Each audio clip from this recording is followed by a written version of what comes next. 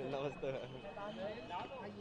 इस देश में एक ट्रेंड चल गया है अर्ध सत्य और पूरा झूठ बोलने का। और झूठ क्योंकि जरा जोर से बोला जाता है तो आप जैसे हमारे बंधु भी उसको थोड़ा दिखाने पर बाध्य हो जाते हैं। तो हमें लगा कि सत्य भी उतनी ही हुंकार भरकर बोलना चाहिए। और मैं यहाँ पर एक प्रेस वार्ता के लिए आई हूँ और आशा करती हूँ आप सब लोगों से थोड़ी देर में हम लोग मिलेंगे, क्योंकि कुछ बातें इस देश के सामने, आपके माध्यम से जनता के सामने आनी ज़रूरी है। तो एक प्रेस वार्ता हम करेंगे। हम लोग पूरे देश में ये प्रेस वार्ता कर रहे हैं और आज रायपुर में मैं इस प्रेस वार्ता को आगे बढ़ाऊंगी।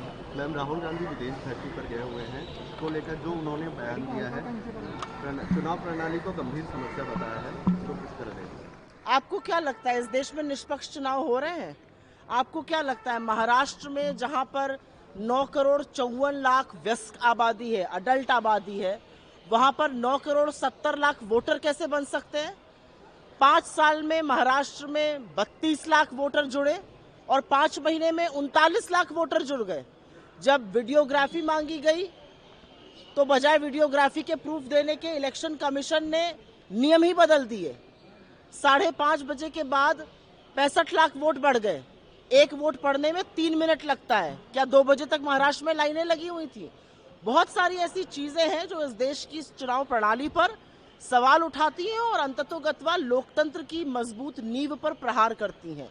और राहुल जी ने जो बातें कही वो नेता प्रतिपक्ष होने के नाते उनका कर्तव्य है कहना। अगर वो ना कहते तो गलत करते। अपमान कर रहे हैं देश का वो विदेश जाकर। बीजेपी इससे बेहतर और क्या कह सकती है? मोदी जी तो चाइना और दक्षिण कोरिया और ब्रिटेन और जर्मनी और कनाडा और यूएस जाकर कहते हैं 2014 से पहले जो हिंदुस्तान में पैदा हुआ वो कोसता था। मेरे पास बाइट्स भी अभी सुनाऊंगी आप लोगों को। तो क्या मोदी जी अपने जन्म को कोसते थे? मुझे ऐसा लगता है कि हिंदुस्तानी पैदा होने से ज्यादा बड़ा गर्व और किसी बात का हो ही नहीं सकता है। बीजेपी के पास मुद्दों पे बात करने के अलावा बाकी सारी नौटंकी करने का टाइम है।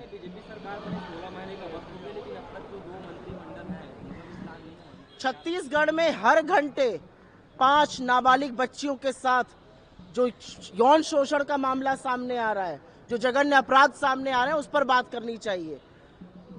विस्तार नहीं हुआ या ये हुआ, ये उनका अपना मामला है और इसीलिए शायद छत्तीसगढ़ का प्रशासन आपको डूबता हुआ दिख रहा है। लेकिन छत्तीसगढ़ में जो बेटियों का हाल है और जो छत्तीसगढ़ के ट्राइबल्स का हाल है उस पर चर्चा करनी जरूरी है।